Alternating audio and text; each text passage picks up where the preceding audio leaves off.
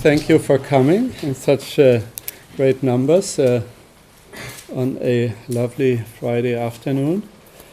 Our speaker has been introduced through the invitation, so Ms. Heider, I will not read your CV again. Mm-hmm. They know you, that's why they came. You have promised you will speak not too long, so that we can still discuss, maybe up to 30 minutes, if that's okay. Yeah. And then we want to engage you in a discussion. Mm-hmm. Those of you who had a moment to check into the evaluation report, which will be the basis of today's presentation, will have seen that it is full of critique and self-critique and battle and rebuttal.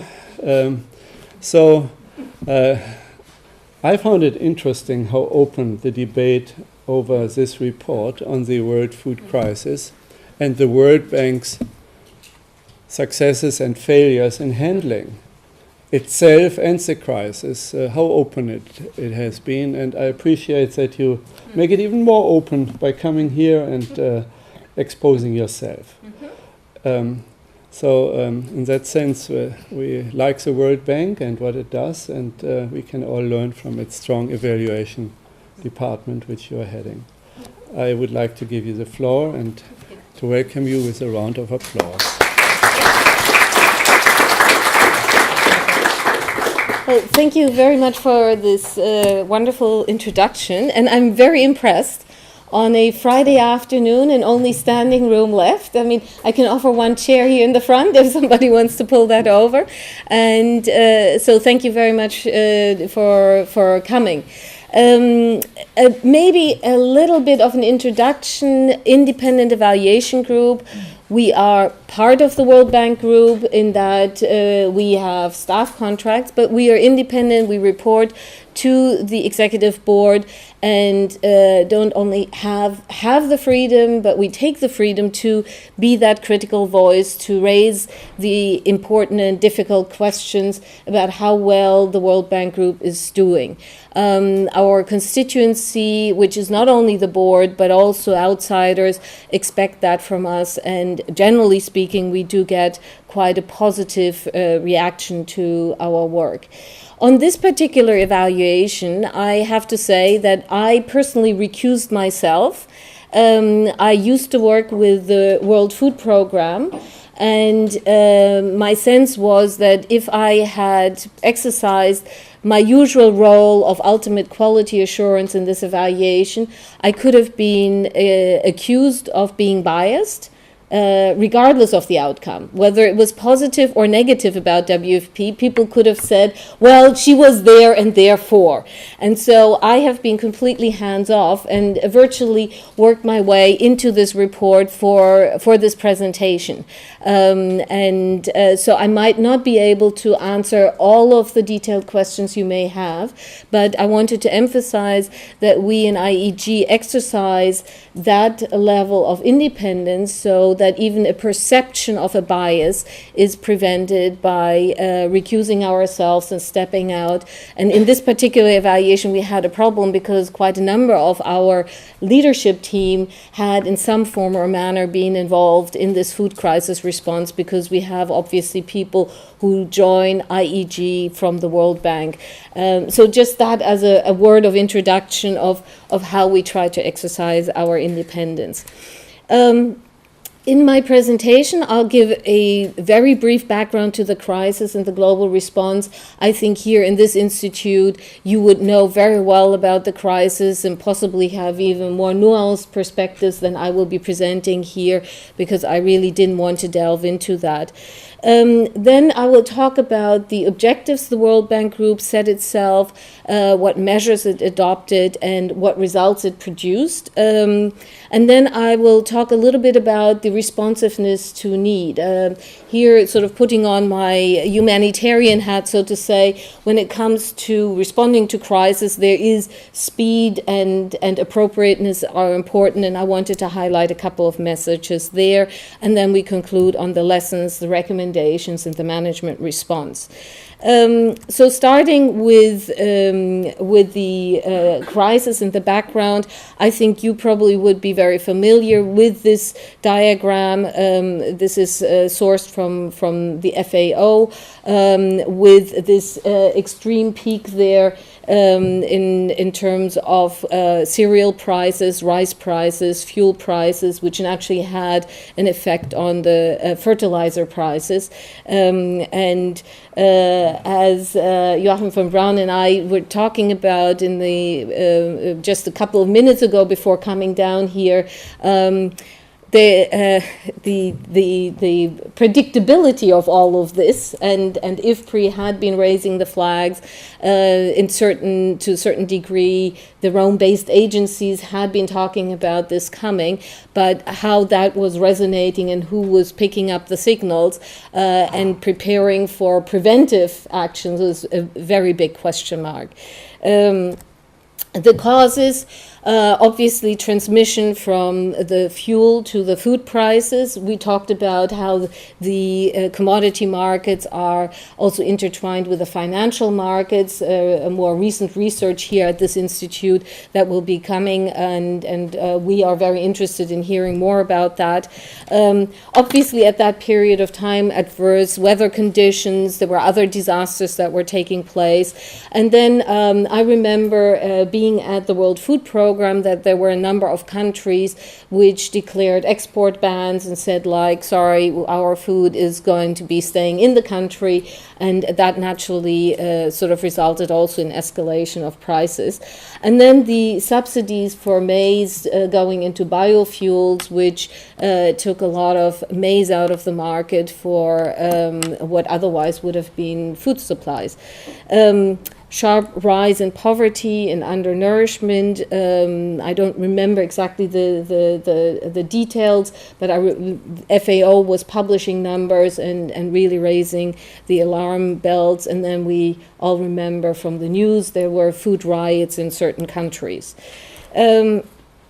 Global commitment. We had the G8 summit in L'Aquila. Right after the earthquake there, quite a scene to take a G8 summit there. But anyway, a commitment was made, $20 billion over 3 years. In the UN system, there was the Committee on Food Security, which is in the FAO context, was reformed to and an action plan developed for short and long-term food security measures, with also a division of labor among the Rome-based agencies.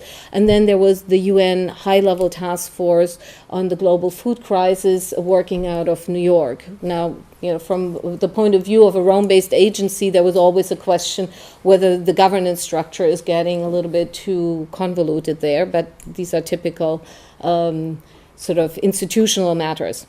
And then response programs, the international finance institutions were there, the bilaterals, the foundations, and so on.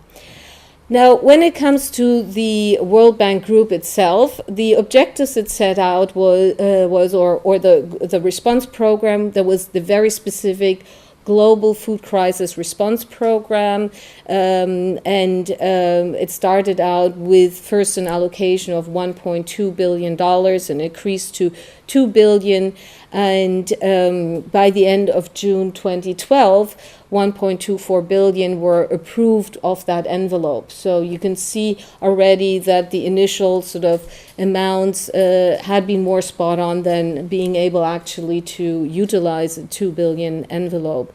There were regular lending programs that were expanded, partly because of the food crisis, but then obviously there was also the financial or the economic crisis that kicked in, where the World Bank Group obviously had also a major response to that, and one could maybe argue a greater response than to the food crisis.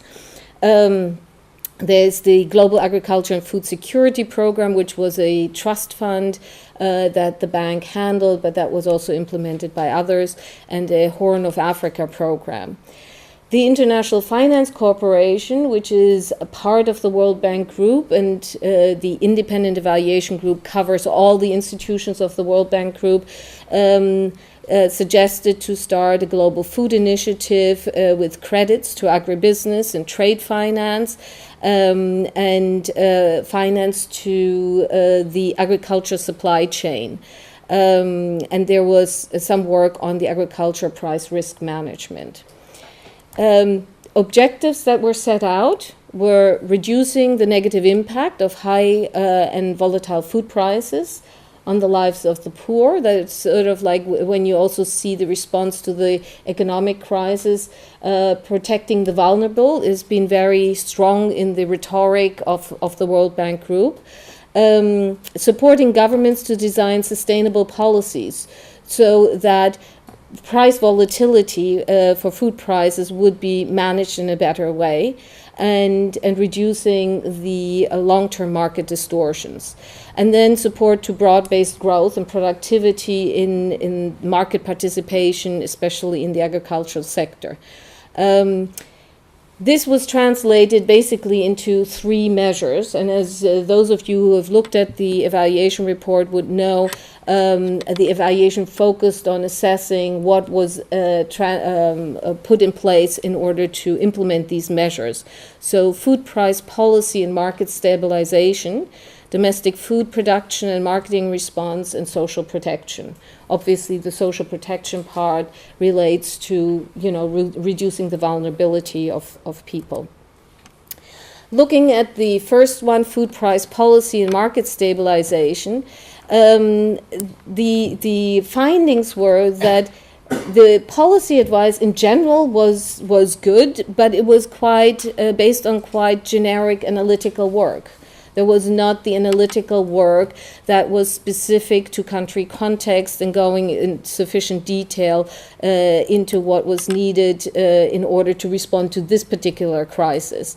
And sort of when you look at the age of some of these papers, a 2005 report on managing food price crises, whether that was sufficiently updated in time and so on was a question that was raised. And as I said, not country specific enough to support the policy choices and the crisis situation in all cases. So to say, a more tailored, more nuanced response in that respect. A greater emphasis on market stabilization than on food price policy. So stabilizing markets, but what should happen with the food prices was a different matter. And in part that was because governments had already made certain choices and they had moved ahead, and that therefore in some ways the bank group was maybe not the partner of choice in that matter. Short-term and medium-term investments in market stabilization focused largely on increasing the local production, which links up with the second measure. So it was sort of saying like, well, let's try to increase local production and rather than thinking of other measures to stabilize the markets. And the finding here, which also connects to the next measure, is that the increased yields that were reported were not significant enough in order to actually have had that type of effect. Generally speaking, when you look at the overall conclusions, this particular program was relatively small in order to really affect the global food price crisis. Domestic food production and marketing responses. The World Bank financed fertilizer seeds inputs, and the IFC tried to support the agriculture sector by financing trade.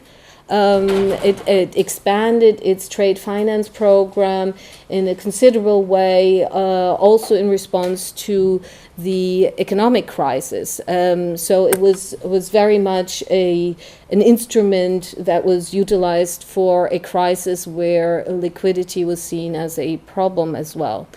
In the medium term, the World Bank is financing infrastructure, capacity development, and extension services, which is very much linking into its regular program. And in the IFC, the agribusiness lending was shifting into sub-Saharan Africa, which is a strong demand on the IFC more generally. And so, utilizing this situation, they were moving into that area and into food exporting countries. Post-crisis, we see that there is an expansion of the agriculture sector investments, and I think this was a general finding as well at the time that all of the multilateral development banks had scaled back their agriculture investment programs, and that was probably a problem. I had been at the Asian Development Bank where we had seen a similar trend happening. In terms of social protection, I'm contrasting here what this Global Food Crisis Program undertook and what the existing World Bank social protection programs looked like, because these social protection programs were a much larger part of already an existing effort to work with governments to build sustained safety nets. And maybe to put in a nutshell, the one of the fundamentals, again, not surprising, and it concerns any crisis response, is that countries need to build up sustainable safety nets and social protection systems that capture not only the structurally poor, but also have the ability to expand when there is a need in crisis, but also contract again. And that's obviously a very tricky thing when you expand